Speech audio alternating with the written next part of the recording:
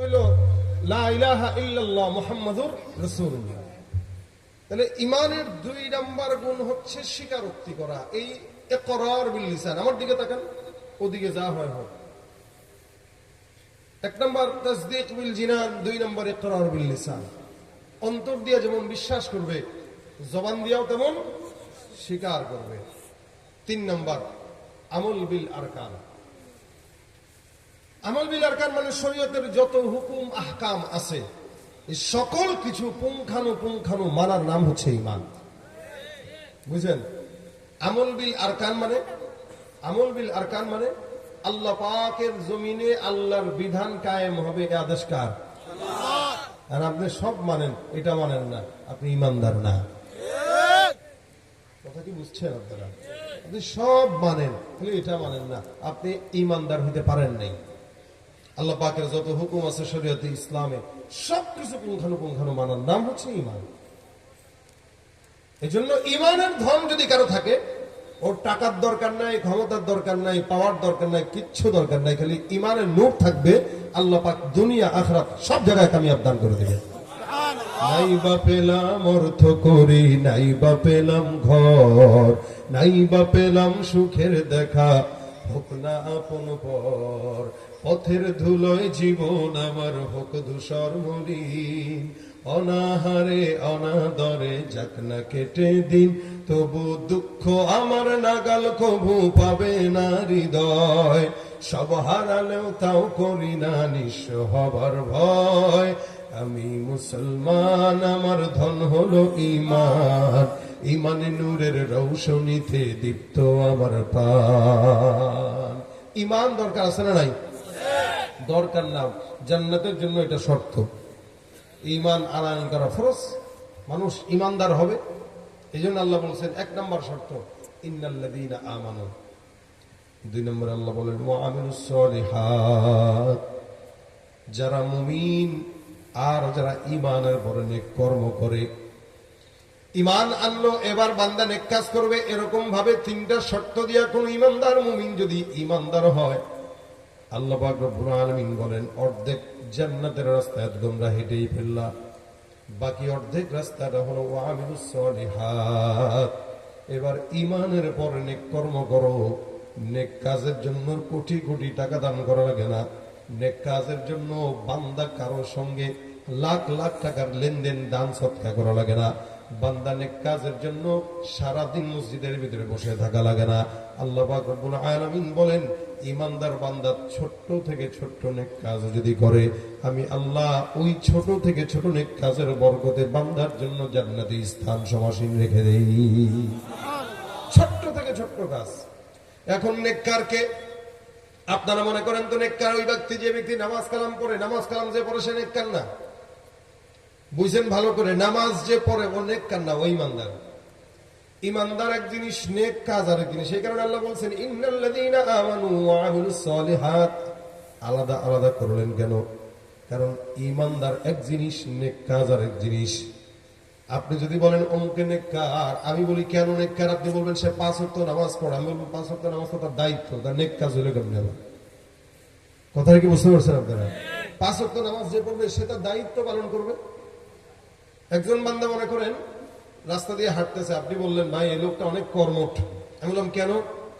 আপনি বললেন সকালে 8টায় সে অফিসে যায়, সন্ধ্যা 4টার দিকে আসে, বিকাল 4টায় আসে, সারাদিন অফিসে কাজ করে। ভাই এটা কোচ করবেই, ও খাইতে হইলে তার চাকরি করতে হবে না? তা করবেই। তা আপনি আমাকে জিজ্ঞাসা করেন তাহলে কর্মঠ কে? আমি বলবো কর্মঠ সে যে 4টা বাজে আবার আসে, আসার পরে রিক্সা একটা নিয়ে বেরোয় যায়, রাত 12টা পর্যন্ত রিক্সা চালায়। সারাদিন 8টায় বেরো হইলো, 4টায় আসলো, গোসল করে খানা দানা খেয়ে আবার রিক্সা নিয়ে বেরো গেল, রাত 12টা 1টায় ঘরে ঢুকলো। ওই হলো কর্মঠ। বলে কেন? কারণ নিজের দায়িত্ব পালন করার পরে আলাদা ওভারটাইম করতেছে। কেন? দুনিয়াতে যেন একটু ভালো থাকা যায়। ওই ব্যক্তি ঈমানদার যে নামাজ পড়ে, রোজা রাখে, যাকাত দেয়, হজ করে, ওর ঈমানদার। কিন্তু নেককার সে যে এগুলোর পাশেও জান্নাতুল ফেরদাউসে একটু ভালো মতো থাকার জন্য একটু চাশতের নামাজ পড়ে, একটু ইশরাকের নামাজ পড়ে, একটু আওয়াবিনের নামাজ পড়ে, একটু দান সদকা করে, একটু তেলাওয়াত বাড়ায় দেয়, একটু মাঝে মাঝে লা ইলাহা ইল্লাল্লাহর জিকির করে। নেককার হলো সে। পার্থক্যটা কি বুঝেছেন আপনারা? নামাজ রোজা যারা করে এরা নেককার না, এরা ইমানদার। যে ইমানদার হবে এবং নেককার হবে, আল্লাহ পাক বলেছেন এটা, যে ইমানদার হবে এবং নেককার হবে ওই ব্যক্তির জন্য জান্নাতুল ফিরদাউস। শুধু ইমানদারদের জন্য, মুত্তাকিদের জন্য জান্নাত। শুধু মুত্তাকি যারা, এদের জন্য জান্নাত। আর যারা ইমানদার এবং নেককার এদের জন্য জান্নাতুল ফিরদাউস। আল্লাহ বলেন ওয়াসারিউ ইলা মাগফিরাতিন মির রাব্বিকুম ওয়াসারিউ ইলা মাগফিরাতিন মির রাব্বিকুম ওয়া জান্নাতিন আরদুহাস সামাওয়াতু ওয়াল আরদ। আল্লাহ পাক রব্বুল আলামিন বলেন, আল্লাহর রবের, তোমরা তোমাদের রবের দয়ার পিছনে ছোট, এমন জান্নাতের পিছনে ছোট যেই জান্নাতের প্রশস্ততা আসমান আর জমিনের সমান। সুবহানাল্লাহ। যেই জান্নাতের প্রশস্ততা হলো আসমান আর জমিনের সমান, এই জান্নাতটা ইমানদার মুত্তাকিদের জন্য আমি আল্লাহ পাক নির্দিষ্ট রেখে দিলাম। এই জান্নাত আমি ইমানদার এবং মুত্তাকিদের জন্য রেখেছি। আর ওদিক দিয়ে বলতেছেন যারা মুমিন নেক কর্ম করে ওদের জন্য জান্নাতুল ফিরদাউস রেখেছি। সুবহানাল্লাহ। তো জান্নাতুল ফিরদাউস আর জান্নাতে পার্থক্য আছে না? কি পার্থক্য দেখেন, জান্নাতুল ফিরদাউস আর সাধারণ জান্নাতে পার্থক্য কি? একটা মানুষের 5 তলা বিল্ডিং আছে, আরেকটা মানুষেরও 5 তলা বিল্ডিং আছে, দুইটাই 5 তলা, কিন্তু একজনের 5 তলায় গেট আছে, জবরদখল গেট, একদম চমৎকার গেট, জবরদস্ত, ভিতরে লিফট আছে, টাইলস আছে, কালারও সুন্দর, উপরে ডিজাইনও সুন্দর। আরেকজনের 5 তলায় লিফট তো দূরের কথা, খাড়া খাড়া সিঁড়ি, টাইলসও নাই, দরজা আছে কোনো মতে, দারোয়ান নিজের হয়েই খুলতে হয়। 2-5 তলায় পার্থক্য আছে না? জান্নাত আর জান্নাতুল ফিরদাউসের পার্থক্য এটাই। দুটোটাই আল্লাহ পাকের নিয়ামতে ভরপুর, কিন্তু জান্নাতুল ফিরদাউস এটা ভিআইপি জান্নাত। ওই ভিআইপি জান্নাতে কারা থাকবে? যেমন বাংলাদেশের ঢাকা শহরের গুলশান বনানীতে মন্ত্রী এমপিরা থাকে, ঠিক জান্নাতুল ফিরদাউসেও আল্লাহ পাকের সমস্ত নবী রাসূল আর সাহাবীরা থাকবেন। এজন্য রাসূল বলেন, তোমরা যখন জান্নাত চাও তখন আল্লাহ পাকের কাছে জান্নাতুল ফিরদাউস চাও। সুবহানাল্লাহ। আল্লাহর কাছে চাও যে আল্লাহ তুমি আমাদেরকে জান্নাতুল ফিরদাউস দান করো। কারণ জান্নাতুল ফিরদাউস নিয়ামত ওয়ালা জান্নাত, যেটা নবী, সাহাবী, শহীদ, সালেহীন সবাই থাকবে ইনশাআল্লাহ, হাদিও থাকবে ইনশাআল্লাহ। কেন? দ্বীনের জন্য, ইনসাফের জন্য জীবন দিয়েছে, শহীদদেরকে জান্নাতুল ফিরদাউস দান করা হবে। আল্লাহ পাক বলেন, যারা ঈমানদার আর নেক কাজ করে, নেক কাজ করার জন্য বেশি দূরে যাওয়া লাগে না। কোন ঈমানদার বান্দা যদি নেক কাজ করার নিয়ত করে, ওই বান্দা যদি ছোট্ট একটা গুনাহ নেক কাজও করে, ওইটাও জান্নাতের জন্য উসিলা। যেমন নবী সাল্লাল্লাহু আলাইহি ওয়াসাল্লাম হাদিসের মধ্যে বর্ণনা করেন, বহু আগের জামানার ঘটনা, এক আল্লাহর বান্দা কোন একটা জায়গায় যায়, যেতে যেতে যেতে যেতে হঠাৎ করে পথের মধ্যে একটা কুকুর দেখে। সারা জিন্দেগি কোনো ইবাদত করে নাই, সারা জিন্দেগি কোনো ইবাদত করে নাই, আল্লাহকে একবারের জন্য ডাকে নাই, জিন্দেগিতে কোনোদিন আল্লাহর গোলামি করে নাই, একদম আল্লাহ পাক রব্বুল আলামিন কেউ ডাকে নাই, সারা জিন্দেগি কেবল গুনাহ আর গুনাহ। নবী সাল্লাল্লাহু আলাইহি সাল্লাম বলে, এই গুনাহগার বান্দাটা হঠাৎ করে একদিন রাস্তা দিয়ে যাওয়ার পথে মরুভূমির মাঝখানে হঠাৎ করে কুকুরকে দেখলো। এই কুকুরটা পানির পিপাসায় কাতরায়। আল্লাহ নবী বলেন, এই আল্লাহর বান্দা গুনাহগার কুকুরকে দেখার সঙ্গে সঙ্গে এবার চিন্তা করলো পানি পান করায় দেব। এই আল্লাহর বান্দা এবার কুয়া তালাশ করা শুরু করলো, কোন জায়গায় কুয়া দেখা যায়। হঠাৎ করে তাকায় দেখে সামনে একটা কুয়া, কিভাবে পানি উঠাবে, নিজের চামড়ার মোজাটা পানির ভিতরে ফেললো, ওখান থেকে পানি উঠাইলো, কুকুরকে পান করায় দিল। বলেন তো, কুকুর কি সম্মানিত প্রাণী নাকি নিকৃষ্ট প্রাণী? একদম মাখলুকাতের ভিতরে অন্যতম নিকৃষ্ট হইলো কুকুর। কিন্তু ভাই, এজন্য তো আমরা মানুষকে যখন গালি দেয়, মানুষকে গালি দিলে কুকুরের বাচ্চা বলে, এই কুকুরের বাচ্চা। কুকুর যদি জবান খোলা থাকতো তো বলতো, ওটা আমার নাম নিয়ে তোরা গালি দেস, তোরা যে আমার চেয়ে বড় খারাপ, এটা বলতো কুকুরের যদি জবান থাকতো। কারণ আল্লাহ বলছেন এই কথা, কিছু কিছু মানুষ আছে যারা কুকুরের চাইতেও খারাপ। লাহুম কুলুবুন লা ইয়াফকাহুনা বিহা ওয়া লাহুম আ'য়ুনুন লা ইবসিরুনা বিহা ওয়া লাহুম আযানুন লা ইয়াসমাউনা বিহা। আল্লাহ বলেন, কিছু মানুষ আছে যাদের কলব আছে বুঝে না, কান আছে শুনে না, চক্ষু আছে দেখে না, এদের হালত হলো এরা কুকুরের মতো, হায়াওয়ানের মতো, জানোয়ারের মতো। আল্লাহ বলেন না না, বলহুম আদল, কুকুরের চাইতেও খারাপ। একটা ইমানদার নামাজ পড়ে না, আল্লাহ বলে কুকুরও নামাজ পড়ে না। ইমানদার রোজা রাখে না, কুকুরও রোজা রাখে না। আল্লাহ বলেন তুমি আর কুকুরের ভিতরে পার্থক্য নাই, কিন্তু কখনো কখনো কুকুরের চাইতেও খারাপ। কিভাবে খারাপ? বলো, ওই যে কুকুর দুর্নীতি করে না, কিন্তু মানুষ এসে দুর্নীতি করে। কুকুর সন্ত্রাসী করে না, মানুষ এসে সন্ত্রাসী করে। কুকুর ছাদাবাজি করে না, মানুষ এসে ছাদাবাজি করে। কুকুর জেনা করে না, মানুষ এসে জেনা ব্যভিচার করে। কুকুরের কোনো হিসাব নাই, তোমার তো হিসাব আছে। যতক্ষণ পর্যন্ত তুমি জান্নাতি না হবা, ততক্ষণ তোমার দাম কুকুরের চেয়ে বেশি হয়ে যায় নাই, মনে করবে না। এই জন্য কখনো কখনো আল্লাহ পাকের কথা অনুযায়ী কিছু মানুষ কুকুরের চাইতেও অধম। চেহারাটা দেখতে ভালো, পোশাকটাও চমৎকার, অন্তরে তার কালি ভরা, কাজটা বড় কদাকার। চেহারাটা দেখতে ভালো, পোশাকটাও চমৎকার, অন্তরে তার কালি ভরা, কাজটা বড় কদাকার। এই মানুষের ভিড়ে আজ আসল মানুষ নাই রে নাই। এই মানুষের ভিড়ে আজ আসল মানুষ নাই রে নাই। মানুষ দেখতে চলো এবার জাদু ঘরে যাই সবাই। হায় রে সাধের দুনিয়ায় মানুষ পাওয়া বড় দায়। মানুষ দেখতে চলো এবার জাদু ঘরে যাই সবাই। ঠিক না? তাহলে মানুষের চেহারা মানুষের মতো, কিন্তু কাজ কুকুরের চেয়ে কখন খারাপ হয়?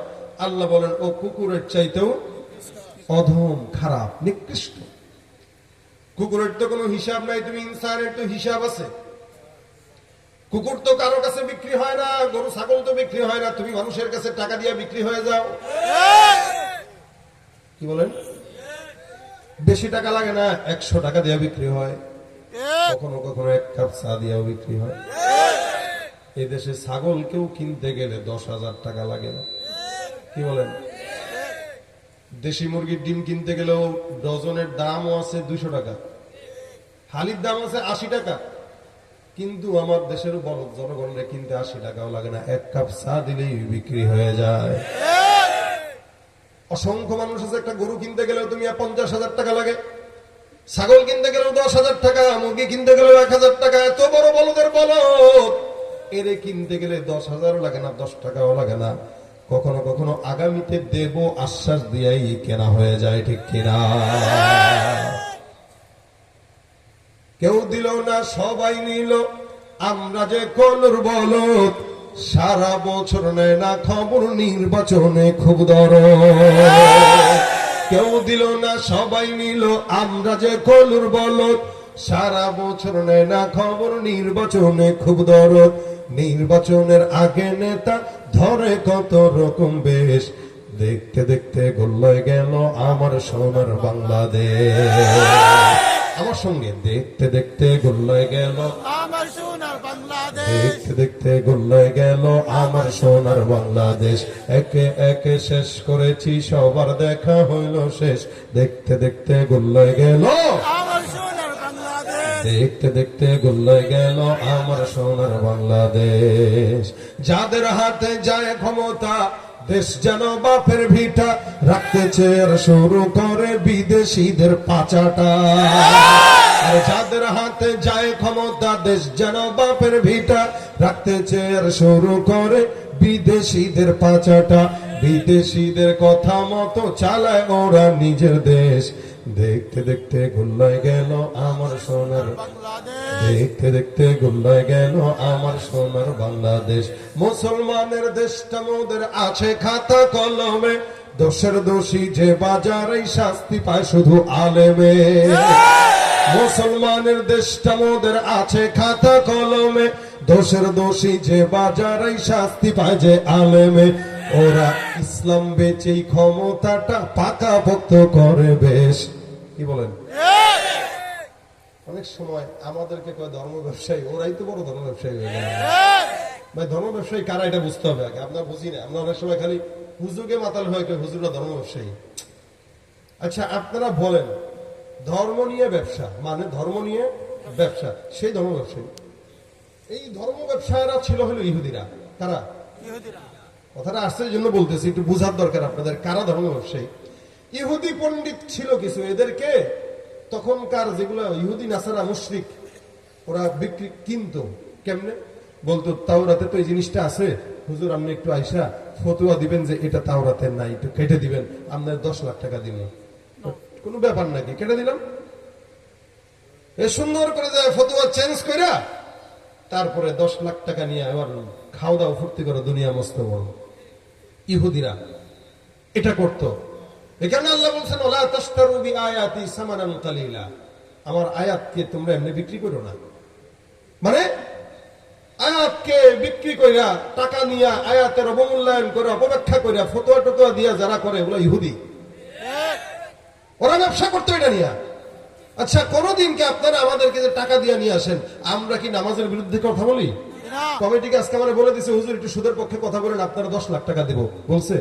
জিগান এরকম যদি হয়তো কমিটি আমারে বলছে যে আজকে হুজুর আমি বলছি আমার এই বিষয়গুলো আজকে বলে যাবেন, কি সুদের পক্ষে বলবেন যেন জনগণ পোলাপান গুলো একটু ইয়াবা টিয়াবা পাচার করে আমরা একটু যেন খাইতে পারি, কোনোভাবে একটু জায়েজ বানায়া আমরা খালি এখান থেকে গেলেই 10 লাখ টাকা আপনারা দেবো। আমরা কি এটা করছি? আমরা কেন ধর্ম ব্যবসায়ী?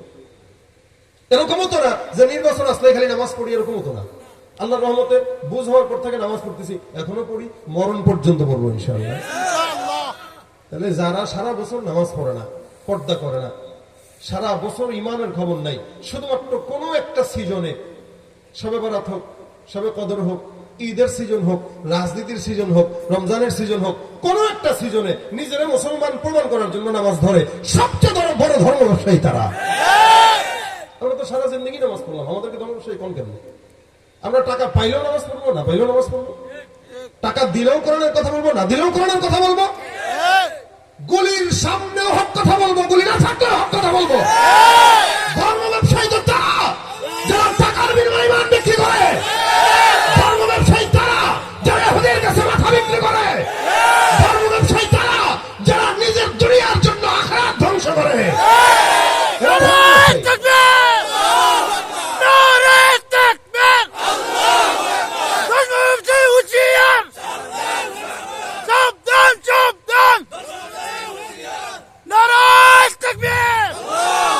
লড়াইয়ের ওই ময়দানেতে যেতে তোমাকে হবে, প্রয়োজনে সব রক্তটুকু জমিনেই ঢেলে দেবে। এই ঢালার জন্য ইমান দরকার আছে, আছে কিনা বলেন? ইমান না থাকলে রক্ত ঢালতে পারে না, সামসামি করতে পারে, 100 টাকা দিয়ে বিক্রি হইতে পারে। লড়াইয়ের ওই ময়দানেতে যেতে তোমাকে হবে, প্রয়োজনে সব রক্তটুকু জমিনেই ঢেলে দেবে। তবুও তোমায় লড়তেই হবে, মানবে না পরাজয়, তবুও তোমায় লড়তেই হবে, মানবে না পরাজয়।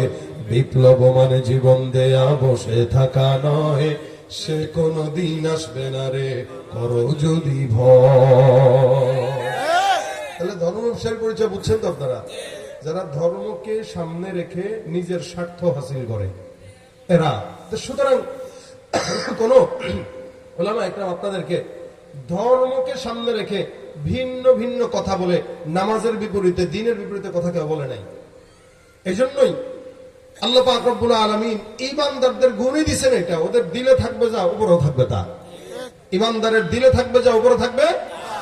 আল্লাহ আমাদের এরকম ঈমানদার বানাতে বলেন আমিন। তাহলে ভাই আল্লাহ পাক রব্বুল আলামিনের ওই বান্দা, মনে আছে তো ঘটনাটা, ওই যে রাসূল সাল্লাল্লাহু আলাইহি ওয়াসাল্লাম বলতেছেন, দেখেন নবী বলতেছেন এই লোকটা যাচ্ছে কুকুরকে পানি পান করাবে, কুকুর নিকৃষ্ট, আমরা উৎকৃষ্ট। একটা উৎকৃষ্ট মানুষ কুকুরকে পান করাবে, কুকুরের মতো নিকৃষ্ট প্রাণীকে। মোজা দিয়ে পানি উঠাইলো, নিজে খাইলো, কুকুরকে খাওয়া দিল। আল্লাহ রাসূল সাল্লাল্লাহু আলাইহি ওয়াসাল্লাম বলেন, সাহাবীরা শোনো, সারা জিন্দেগি এই লোকটা আল্লাহ পাকের কোনো গোলামি করে নাই, খালি একটু কুকুরকে পানি পান করাইছে, একটু দয়া দেখাইছে যে আল্লাহর একটা সৃষ্টি, কুকুর এখানে পড়ে হয়েছে পানির পিপাসায়, একটু খাওয়াই, এই চিন্তা, একটু খাওয়াই, একটু দয়া করছে। এরকম না যে সে আল্লাহর সন্তুষ্টির জন্য করছে, এটাও না, মানে একটা কুকুরের প্রতি দয়া দেখাইছে। আল্লাহ কয় ও যদি নিকৃষ্ট প্রাণী কুকুরকে দয়া দেখাইতে পারে, আমি আল্লাহ আমার উৎকৃষ্ট বান্দাকে দয়া করব না কেন? নবী বলেন শুধুমাত্র কুকুরকে পানি পান করানোর কারণে আল্লাহ তার জন্য জান্নাত লিপিবদ্ধ করে নির্দিষ্ট করে দিয়েছে। এটা হলো নেক কাজ। একটা কুকুরকেও পানি পান করানো নেক কাজ। ভাইরা আমার, রাসূল সাল্লাল্লাহু আলাইহি ওয়াসাল্লাম বলেন তোমরা এরকম নেক কাজ করো। নেক কাজের জন্য লক্ষ টাকা দান করা লাগে না, নেক কাজের জন্য একটু হিম্মত থাকতে হয় আর করে ফেলতে হয়। অসংখ্য নেক কাজ আছে, যেমন আপনি রাস্তা দিয়ে হাঁটতেছেন, রাসূল সাল্লাল্লাহু আলাইহি ওয়াসাল্লাম বলেন ইমানের 70টারও বেশি শাখা আছে। আদনাহা ইমাতাতুল আদা আনিত তরিক। রাস্তা দিয়ে হেঁটে যাচ্ছেন, একটা কলার সোলকা পড়ে আছে, আপনি কলার সোলকাটা একটু সরায় দেন। আল্লাহ নবী বলেন এটাও ইমানের অন্যতম শাখা এবং নেক কাজ। সুবহানাল্লাহ। একটা টুকরা পড়ে আছে ইটের, একটা হুন্ডাওয়ালা যে স্লিপ খাইতে পারে তো সরায় দেন। শুধু তাই না, রাস্তায় কোনো মানুষের সঙ্গে হাঁটতেছেন, হঠাৎ করে দেখা, একটু হাসি দিয়া কথা বলে দিলেন, ভাই কেমন আছেন, একটু হাসি দিলেন, আলহামদুলিল্লাহ ভালো আছি। আল্লাহ নবী বলেন বাশাশাতুল ওয়াজহি সাদাকা। তাহলে একটু হেসে কথা বলে ফেললো তো আল্লাহ পাক তাকে সদকার সমপরিমাণ সওয়াব দিয়ে দিলেন। সুবহানাল্লাহ। নবী বলেন কারোর সঙ্গে একটু হাসি মুখে কথা বলো, উত্তম কথা বলো, আল কালিমাতুত তাইয়্যিবাতু সাদাকা। নবী বলেন কারোর সঙ্গে একটু সুন্দর করে কথা বলো, ভাই কেমন আছেন, বাসার সবাই কেমন আছে, সবকিছু ভালো তো, একটু খোঁজ খবর নেন। আল্লাহ রাসূল বলেন এই যে উত্তম কথা, এটাও সদকা। তা আপনার সদকা পাওয়ানোর জন্য তো কোটি টাকা দান করা লাগতেছে না, তাহাজ্জুদের নামাজ পড়া লাগতেছে না, 80 রাকাত তাহাজ্জুদ পড়া লাগতেছে না। আপনার এত দরকার কি, আপনি অল্প করেন, আমলটা সহি করে করেন, তো অল্প হোক না, যত রুচিলা হয়ে যাবে ইনশাআল্লাহ। এগুলো অনেক কাজ। এই জন্য কোনো জায়গায় হাঁটতেছেন, হাঁটতে হাঁটতে কাউকে দেখলে আগে সালাম দেন। কোনো বয়োজ্যেষ্ঠ, কোনো ওলামা একরাম বুজুর্গ দিন যাচ্ছে, তো তার হাতে 5 কেজি ওজনের একটা ব্যাগ আছে, একটু হুজুরকে দেন, হুজুর ব্যাগটা আমার কাছে দেন, আমি টেনে দিই। এটা নেক কাজ। একটা মুরব্বী বয়োজ্যেষ্ঠ মহিলা হোক পুরুষ হোক, তার হাত থেকে একটা ভারী জিনিস আগায় দেওয়াটা বড় পুণ্যের কাজ, বড় সওয়াবের কাজ। রাসূল সাল্লাল্লাহু আলাইহি ওয়াসাল্লাম এটা করতেন, মানুষের বোঝা বহন করে দিতেন। আমাদের দেশে রাজনৈতিক নেতাদের এই গুণটা আছে আলহামদুলিল্লাহ, তবে ভোট আসার আগ পর্যন্ত থাকে, পরে আর থাকে না। বাকি একটা উসিলা তো করে, এটাও তো একটা নেক কাজ, করে তো একটা উসিলা, তা করুক। এই সময় যত পারেন করাবেন, পরে আর সুযোগ আমরা পাবো না, জন্মই করার সুযোগ হয়। আপনারা যদি আসেন তাহলে এগুলো করেন, কি বলেন, ঠিক না? অনেকেই তো দাঁড়াইছে, কে আসবে আমরা তো জানি না, বলতেছি আর কি, যেহেতু আমি তার অন্য কাউরে চিনি না, এই জন্য ওনারা চিনতেছি, তাই বলে ভাই আমার সাথে অনেক মহব্বতের লোক উনি, এই জন্য একটু খোঁচা দিলাম আর কি, যে হ্যাঁ এমপি মাহফিলে আসবে, জায়গায় জায়গায় যাবে, এমপি হয়েছে দাঁড়াইছে দেখে আমারও ওয়াজ শুনতেছেন, ওরা শুনতো না তো। নাহলে কেমন খালি আপনারা অন্যদেরকে গালি খোঁচা দিতেছেন না, আমি আমার ভাইরেই খোঁচা দিতেছি, কারণ সে দাঁড়াইছে যেহেতু এটা তার দায়িত্ব। আজকে না ধরলাম যদি হয় আলহামদুলিল্লাহ, আল্লাহর রহমতে যদি হয়, তাহলে আপনাদের জুতা সোজা করে দেওয়া